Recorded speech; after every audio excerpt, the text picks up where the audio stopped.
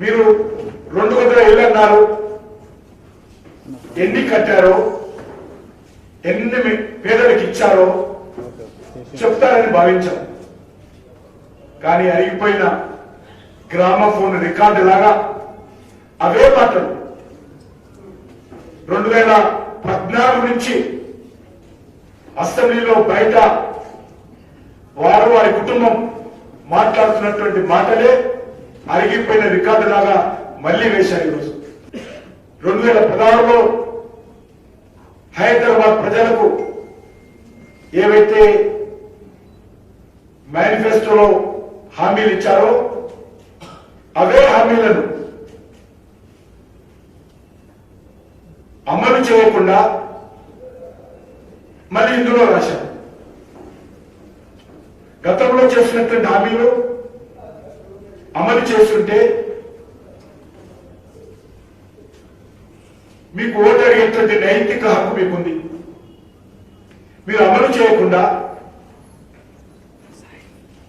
అవే మళ్ళీ రోజు ప్రింట్ చేసి మళ్ళీ ప్రజల ముందు పెడితే ప్రజలు జ్ఞాపక శక్తి లేదని కేసీఆర్ గారు అనుకుంటున్నారు. రాజకీయంగా కూడా ఎప్పుడెప్పుడు ఎన్నికలు వస్తాయో ఆ ఎన్నికలప్పుడు ఇతర పార్టీల మీద విరుచుకపడడము కేసీఆర్ గారు అలవాటు. ఆయన ఈరోజు చెప్పాడు,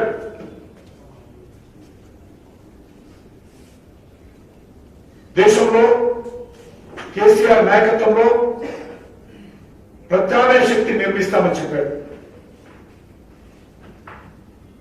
ఇది కొత్తగా కాదు, అనేక సార్లు చెప్పాడు. నేను విమానమే బుక్ చేసిన, ఒక ప్రత్యేక విమానం బుక్ చేసుకున్నా, ట్యాక్సీ. ఇక రేపటి నుంచి వచ్చే నెల నుంచి దేశమంతా పర్యటించబోతున్నా, ప్రజలను ఏకం చేస్తా. పూర్తి స్వేచ్ఛ ఉంది, ఎవరొద్దన్నారు, తిరుగుద్దారు ఎవరన్నా. విశ్వనగరం అన్నారు, నేను ఈరోజు అంటున్నాను, మీరు విశ్వనగరం చేయలేదని విశాఖ నగరం చేశారు. నేను చెప్తాను, దానికి వరదలో 40 మంది చనిపోయారు.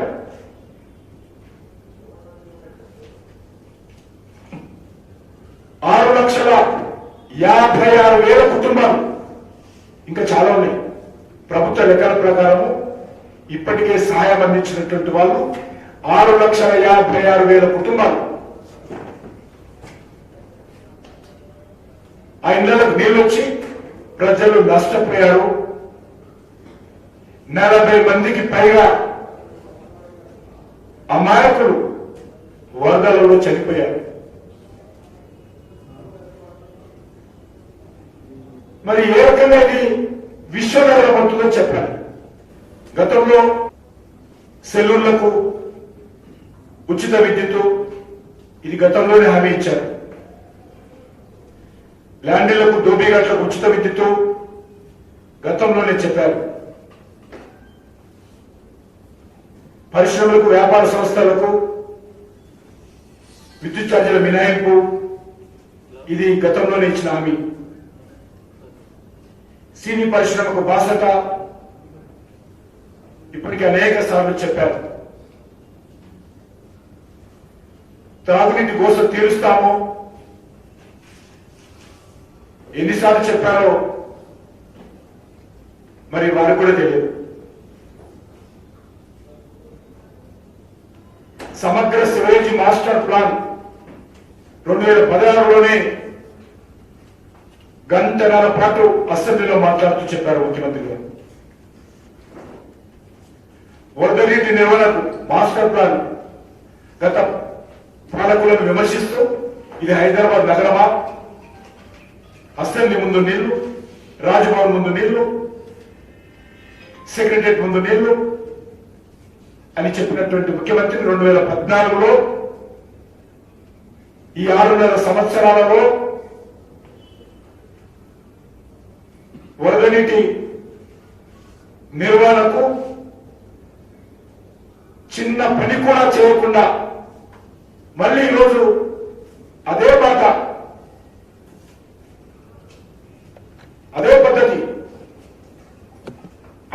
వచ్చే విధంగా మళ్ళీ ఈరోజు మాట్లాడుతున్నాం.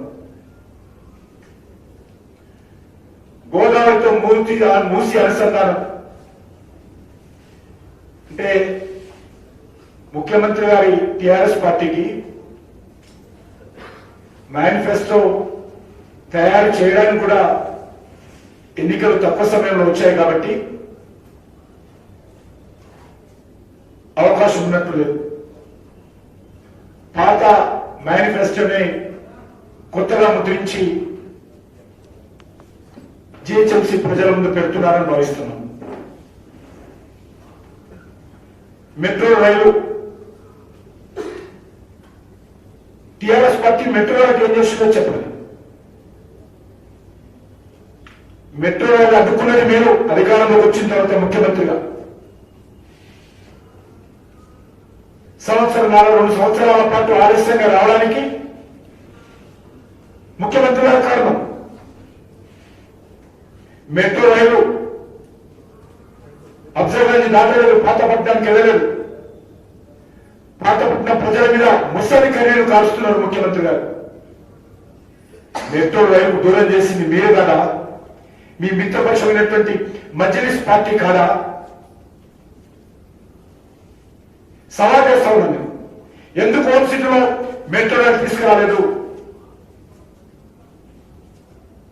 మీరు పాత నగర ప్రజలను ఓట్లు అడిగేటువంటి నైతిక హక్కు టిఆర్ఎస్ కు మజ్లిస్ పార్టీకి ఉందా? ఈరోజు చెప్పాలి. ఈరోజు 3,500 కోట్లు ఎల్ఎన్టీ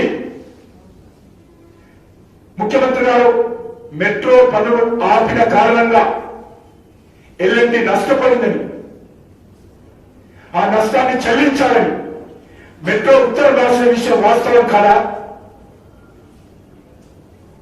నీతులు వల్లిస్తా ఉన్నారు. ఎంఎంటీఎస్ నేను పదే చెప్తాను, మళ్ళీ రోజు చెప్పాను. ఎంఎంటీఎస్ విస్తరణ అగ్గోకే ప్రయాణం. మాటలతో ఎంఎంటీఎస్ విస్తరణ కాదు. ఎంఎంటీఎస్ రైల్వే చేస్తుంది. కొంత రాష్ట్ర ప్రభుత్వం కూడా తమ వాటా ధనము చెల్లించాలి.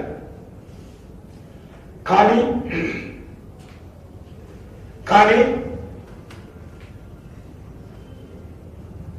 98% ఎంఎంటీఎస్ 2వ దశ పూర్తయింది.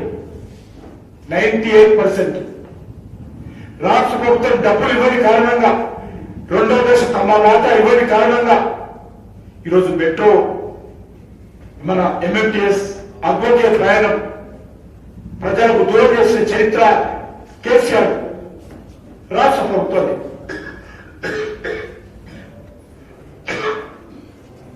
రాష్ట్ర ప్రభుత్వం అగ్రోకే ప్రయాణం అవుతున్నదో అది రాష్ట్ర ప్రభుత్వంలో ఎంఎంటీఎస్ దూరం చేసిన చరిత్ర.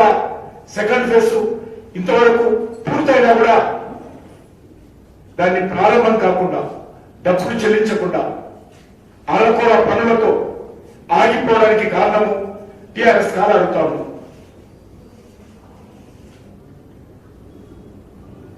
రీజనల్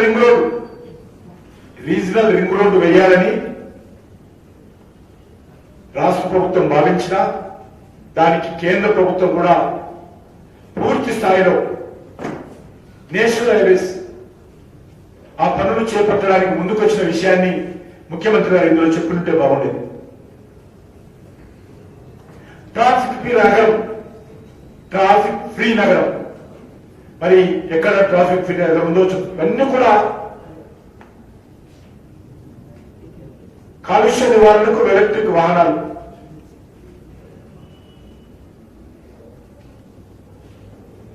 ఈరోజు ఏ ఒక్కటి కూడా ఇందులో కొత్త లేవు. పేదింటి సొంతింటి కళ సాకారం చేస్తాము. రేషన్ కార్డుల పంపిణీ ప్రారంభిస్తాము. 6.5 సంవత్సరాలు పట్టింది రేషన్ కార్డులు ఇవ్వడానికి.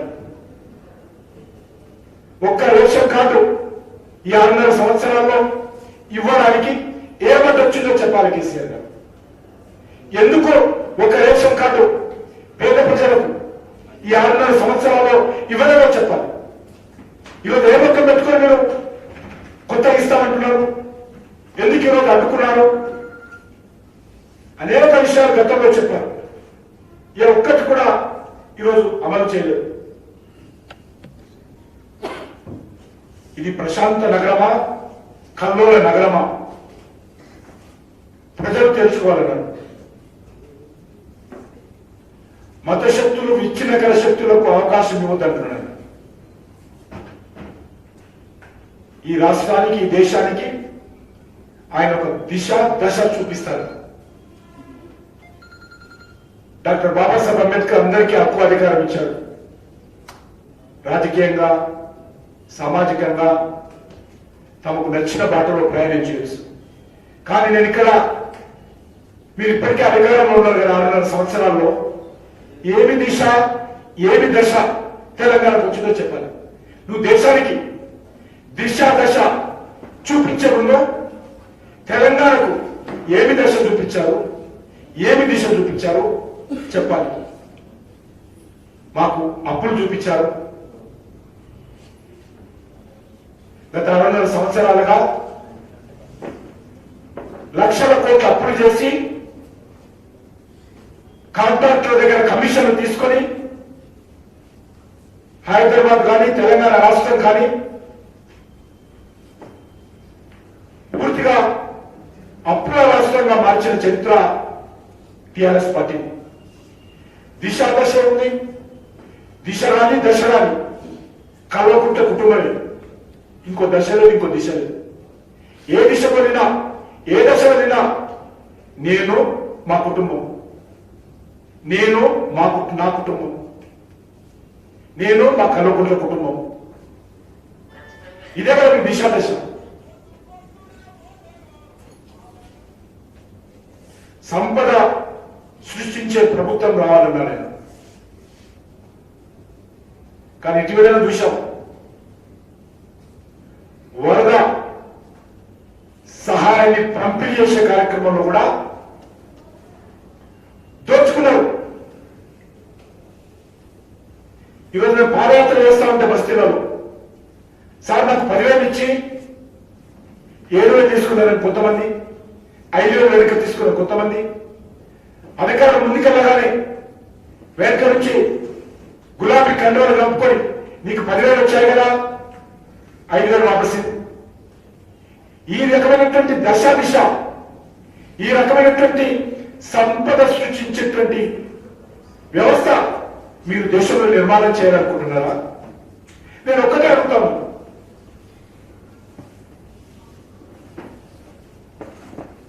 మీరు 6.5 సంవత్సరాలుగా మంచి పరిపాలన చేస్తే, లేక 5 సంవత్సరాలుగా జిహెచ్ఎంసీలో ఇచ్చిన హామీలు అమలు చేస్తే, ఈరోజు మళ్ళీ అదే ప్రణాళికలో మళ్ళీ ఎందుకు పెట్టాలని అడుగుతాను. అవే విషయాలు ఎందుకు పెట్టాలి? కొత్త తాయిలాలు ఎందుకు ప్రకటించాలి? ఎన్నికల ప్రకటనకు ముందు తాయిలాలు, ఎన్నికలు వచ్చిన తర్వాత మధ్యలో తాయిలాలు ప్రకటించారు ప్రణాళిక.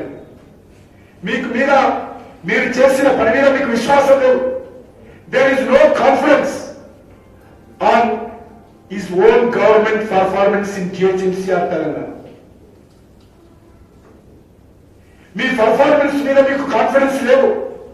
మీరేమి చేయలేదని ఒప్పుకుంటున్నారు. పరోక్షంగా, ప్రత్యక్షంగా అదే ఎన్నికల ప్రణాళికను ప్రకటించారు.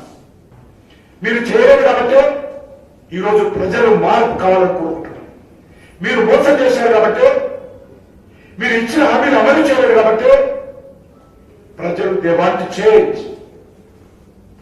ప్రతి ఎన్నికలకు ముందు ఇదే రకమైనటువంటి ఎన్నికల ప్రణాళికలు, ఉద్రేకపూరితమైనటువంటి మాటల గారెంతో కూడినటువంటి ప్రసంగాలతో ప్రజలను మభ్యపెట్టేటువంటి ప్రయత్నం చేశాం. మొన్న కూడా దుబ్బాక ఎన్నికలప్పుడు దుబ్బాక బార్డర్ దగ్గర దుబ్బాక ప్రజలను పిలిచి, దుబ్బాక ఓటర్లను పిలిచి, దుబ్బాక బార్డర్ దాటించి, దుబ్బాక నియోజకవర్గేతర ప్రాంతంలో 2 సభలు పెట్టాడు. 2 గంటలు మాట్లాడాడు. ఎన్నికల ప్రసంగంలో 2 గంటలు మాట్లాడాడు. భారతీయ జనతా పార్టీ పైన విషం కక్కాడు. కానీ దుబ్బాక ప్రజలు తెలంగాణ సాధన ఉద్యమం ద్వారా చైతన్యమైనటువంటి ప్రజలు మీ మాటలు, మీ గారడి స్వయంగా చూసి విని వాస్తవాలు తెలుసుకున్నారు. కాబట్టి ఈ మాటలు నమ్మకుండా కేసీఆర్ మాటలు వింటే, కేసీఆర్ చేతలు వింటే, కేసీఆర్ మాటలు కోటలు దాటుతాయి తప్ప చేతలు ఫామ్ హౌస్ దాటము, ప్రగతి భవన్ దాటము అనేటువంటి నమ్మకానికి వచ్చారు. కాబట్టి దుబ్బాకలో ఓడించారు.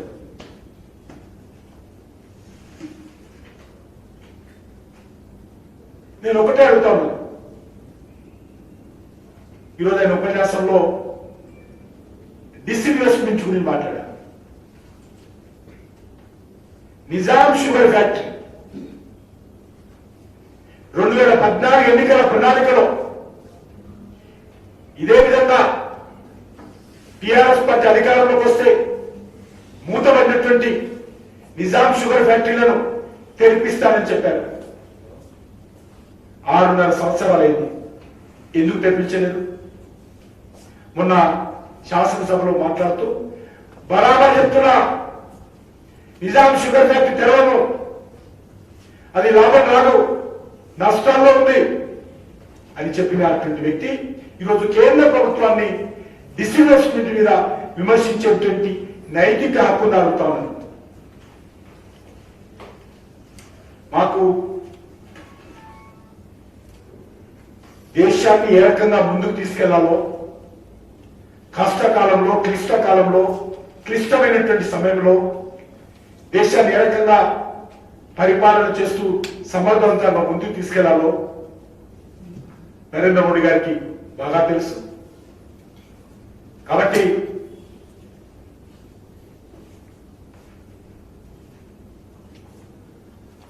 ఈ యొక్క ఎన్నికల ప్రణాళిక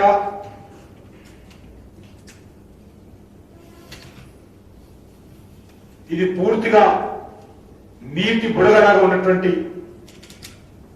ఎన్నికల ప్రణాళిక. ఇది ఏమాత్రం ప్రజలకు మేలు జరిగేటువంటి ఎన్నికల ప్రణాళిక కాదు.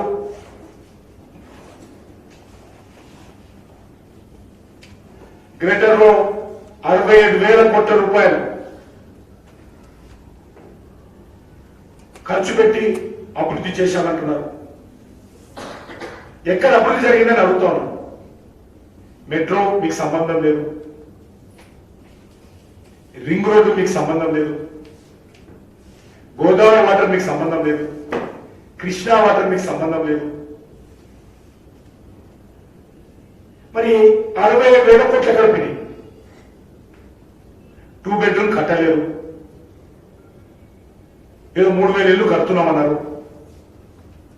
అవి ఎప్పుడు పూర్తయితాయో తెలియదు. గత ఎన్నికలకు ముందు ప్రజలందరూ కూడా తెలుసుకోవాలి. గత ఎన్నికలకు ముందు అన్ని బస్తీల నుంచి బస్సులు కట్టి ఐడిఎఫ్సి కాలేజ్ చూపించి మీరు జిహెచ్ఎంసీలో ఓటేస్తే ఈ రకమైన ట్రెండ్లు ఇస్తాం మీకు. ఇగో ఇక్కడ ఇంటి ముందు కిచెన్ ఉంది, ఇంటి వెనుక టాయిలెట్ ఉంది, అత్తొస్తే ఒక రూము, కోడలు వస్తే ఒక రూము, ఇంటి ముందు చెట్లు పెట్టాం చూడు, మీ ఇంటి ముందు కూడా చెట్లు పెడతాము అన్న రోజు ప్రజలను ఊహాలోకంలో వేరింపజేసి, మురిపింపజేసి, మభ్యపెట్టి, మోసగించి ఓట్లు వేయించుకున్నారు. ప్రజలు ఆ రోజు నుంచి ఈ రోజు వరకు ప్రతిరోజు కేసీఆర్ డబుల్ బెడ్రూమ్ ఇళ్ల గురించే కళలు కంటూ ఈరోజు ఒక నిర్ధారణకు వచ్చారు. కేసీఆర్ పాలనలో మా పేదలకు ఇల్లు రావు, కాబట్టి ప్రభుత్వం పోవాలి అనేటువంటి నిర్ధారణకు వచ్చారు. కాబట్టి ఈరోజు తాయిలాలు కొత్తవి ప్రకటిస్తున్నారు.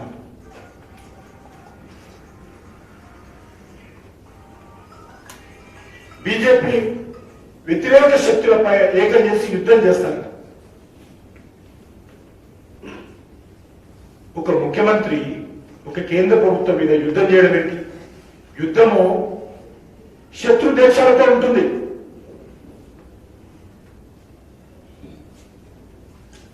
కాబట్టి ఏ ఉద్దేశంతో యుద్ధం చేస్తారో, ఏ రకమైనటువంటి యుద్ధం చేస్తారో ప్రజలకు చెప్పాలి. టెర్రరిజం మీద యుద్ధం చేయాలా, పేదరికం మీద యుద్ధం చేయాలా, నిరాక్షరాస్యత మీద యుద్ధం చేయాలా? కానీ దాని మీద యుద్ధం కాదు, కేంద్ర ప్రభుత్వం మీద యుద్ధం చేస్తారు. 2017 ఆగస్టు నాడు శాసనసభలో ముఖ్యమంత్రి గారు ఒక మాట చెప్పారు. హైదరాబాద్ లో పేదలకు 1,00,000 ఇళ్లు కట్టకుండా నేను ఓటు అడగనని చెప్పాను. 2017లో హామీ ఇచ్చాడు. నేను కూడా ఇప్పుడు శాసనసభలో ప్రత్యక్ష సాక్షి, శాసనసభలో రికార్డులో ఉన్నమాట. 2018లో ఓట్లు అడిగాడు, మళ్ళీ రెండోసారి ముఖ్యమంత్రి అయ్యాడు. 2019లో పార్లమెంట్ ఎలక్షన్స్ లో మళ్ళీ ఓట్లు అడిగారు, కొన్ని సీట్లు గెలిచారు, చావు తప్పి కన్ను లొట్టపోయినట్టు. మళ్ళీ ఇప్పుడు జిహెచ్ఎంసీలో మళ్ళీ ఇల్లు ఇవ్వకుండానే, ఇల్లు కట్టకుండా ఓట్లు అడగనటువంటి ముఖ్యమంత్రి 18, 19, 20 వరుసగా మూడోసారి ఎలక్షన్స్ లో ఇల్లు ఇవ్వకుండానే ఓట్లు అడిగేటువంటి ఘనాపాటి చతురత కలిగినటువంటి వ్యక్తి కేసీఆర్ గారు. మాకు కొంత నైతికత అడ్డొస్తున్నాం, కానీ ఏ రకంగా నైతికత లేదు. కాబట్టి ఈరోజు శాసనసభ సాక్షిగా ప్రకటించినటువంటి, ప్రజలకు చెప్పినటువంటి మాట మీద నిలబడకుండా, ఇల్లు ఇవ్వకపోతే ఓట్లు అడుగుతాడు ఆయన మాట ప్రకారం. హైదరాబాద్ అభివృద్ధి గత ఎన్నికలప్పుడు సమగ్ర, సుస్థిర, సురక్షిత, సుందర, పరిశుభ్ర, పచ్చదన అంటూ అన్ని అందమైన పదాలన్నీ వాడాడు. 2016 మళ్ళీ ఇప్పుడు అదే పదాలు వాడాడు. ఒక మాట అన్నాడు, మేనిఫెస్టో వాగ్దానాల చిట్ట కాదు, హైదరాబాద్ ఉజ్వల భవిష్యత్తుకు దిక్సూచి అని చాలా అద్భుతంగా 2016లో రాశారు. మళ్ళీ ఇప్పుడు రాశారు. మాట మార్చాల ప్రభుత్వం, కేసీఆర్ గారు మాట మార్చాల. పౌర భాగస్వామ్యం చేస్తాము, నిపుణుల కమిటీ వేస్తాము, సిటిజన్ చార్టర్ ఏర్పాటు చేస్తాము అన్ని గొప్పలు చెప్పి ఆచరణలో మాత్రం ఏమాత్రం చూపించలేకపోయారు. జలాశయాల గురించి అప్పుడు చెప్పారు, ఇప్పుడు చెప్పారు, కానీ ఇక్కడ కూడా జలాశయాలకు సంబంధించి హైదరాబాద్ ప్రజలకు ఉపయోగం రాల.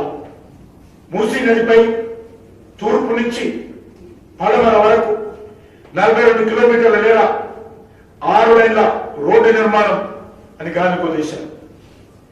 ఇలా అనేక విషయాలు చెప్పచ్చు.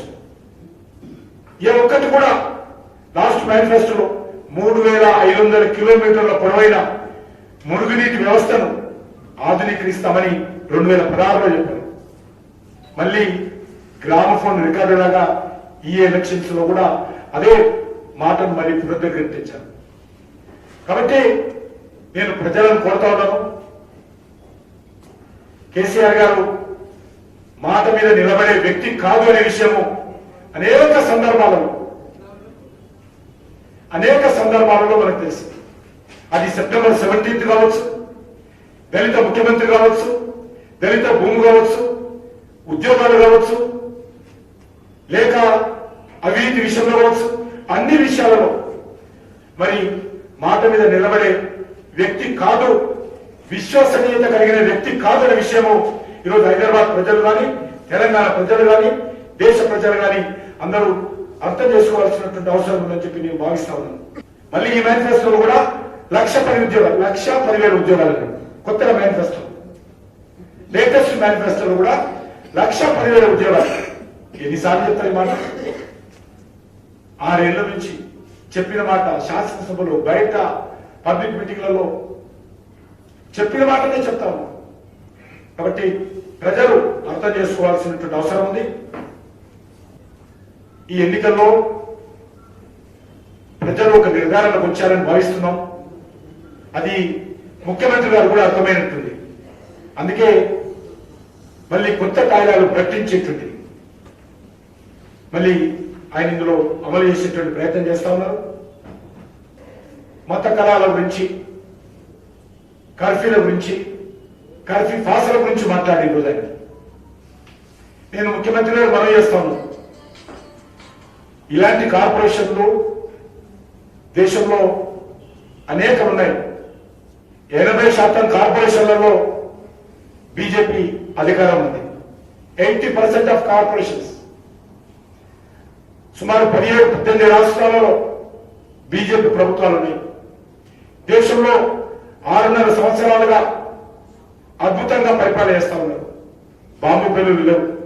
జమ్మూ కాశ్మీర్ పాకిస్తాన్ సరిహద్దు ప్రాంతం తప్ప గతంలో హైదరాబాద్ లో ఏంటంటే 3 ప్రాంతాల్లో 3 స్థలాల్లో బాంబు పేలులు జరిగాయి. బాంబేలో జరిగాయి, ఢిల్లీలో జరిగాయి, బెంగళూరులో జరిగాయి, భూపాల్లో జరిగాయి.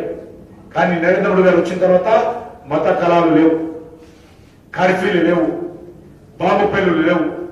ఈ విషయం కేసీఆర్ అర్థం చేసుకోకపోతే మేమేం చేయలేము. కాబట్టి నరేంద్ర మోడీ గారి ప్రభుత్వము చాలా సమర్థవంతంగా దేశాన్ని పరిపాలిస్తా ఉన్నారు. రేపు తెలంగాణలో కూడా కర్ఫ్యూలు లేనటువంటి, మత కళ లేనటువంటి, ఒక సుస్థిరమైనటువంటి అభివృద్ధితో కూడినటువంటి తెలంగాణ నిర్మాణం మేము చేస్తాము, చేసి చూపిస్తామని చెప్పి ఏ రకంగా దేశమంతా చేస్తా ఉన్నామో తెలంగాణలో అదేవిధంగా చూస్తాము. కాబట్టి ప్రజలు కేసీఆర్ మాటలను నమ్మొద్దని ఈ సందర్భంగా మనం చేస్తా ఉన్నాను. దేశంలో ముఖ్య నాయకుల, ప్రతిపక్ష పార్టీల నాయకుల సమావేశం పెడతారని చెప్పి కేసీఆర్ గారు ఎవరిని బెదిరిస్తున్నారు? మీరు మీ బెదిరింపులకు ఏమైనా భయపడతామా? మేము ఒక మీటింగ్ కాదు, 100 మీటింగ్లు పెట్టుకోండి, మాకేం భయం లేదు. భారత ప్రజలు మాకు ఆశీస్సులు అందజేసేవారు. భారత ప్రజలు తమ అండదండలు మాకు ఇచ్చేంత వరకు ఈ తాటాకు చప్పుళ్ళు చాలా మంది మాట్లాడిపోయారు. 6.5 సంవత్సరాలకి మాట్లాడుతా ఉన్నాం. పెట్టు 100 సంవత్సరాల పైగా చరిత్రటువంటి కాంగ్రెస్ పార్టీ నాయకత్వమే కాడి వదిలేసిపోయింది. కాబట్టి ఈ బెదిరింపులకు, తాటాకు చప్పులకు భారతీయ జనతా పార్టీ భయపడదు. మీకు పూర్తి హక్కు, అధికారం, మీటింగ్లు పెట్టేది, పార్టీలు పెట్టేది, ఎన్నికలు పోటీ చేసేది, ప్రచారం చేసేది మీకు అధికారం ఉంది. చేయాల్సిందిగా కోరుతా ఉన్నాము. భారతీయ జనతా పార్టీ ప్రజల మధ్యలో ఉండేటువంటి పార్టీ. భారతీయ జనతా పార్టీ దేశ హితం కోరేటువంటి పార్టీ. భారతీయ జనతా పార్టీ దేశ అభివృద్ధి జరగాలని కోరుకునేటువంటి పార్టీ. భారతీయ జనతా పార్టీ ప్రపంచ దేశాలలో భారతదేశం గౌరవ స్థానంలో ఉండాలని కోరుకునేటువంటి పార్టీ. కాబట్టి మాకేమీ భయం లేదు, మీ బెదిరింపులకు భయపడేటువంటి పరిస్థితి లేదు.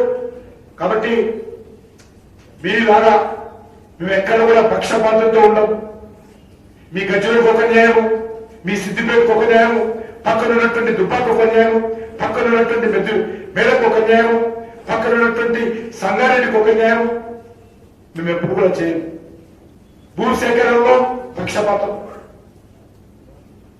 అభివృద్ధిలో పక్షపాతం. కాబట్టి మీరు వివక్షతో పరిపాలన చేస్తున్నారు. నరేంద్ర మోడీ గారు అది కాంగ్రెస్ పరిపాలిత రాష్ట్రం కానీ, అది కమ్యూనిస్టు పరిపాలిత రాష్ట్రం కానీ, అది మరో పార్టీ పరిపాలిత రాష్ట్రం కానీ, అన్ని రాష్ట్రాలను సమదృష్టితో సబ్కా సాత్, సబ్కా వికాస్, సబ్కా విశ్వాస్ అనేటువంటి సిద్ధాంతం భారతీయ జనతా పార్టీ ప్రభుత్వం పనిచేస్తుంది.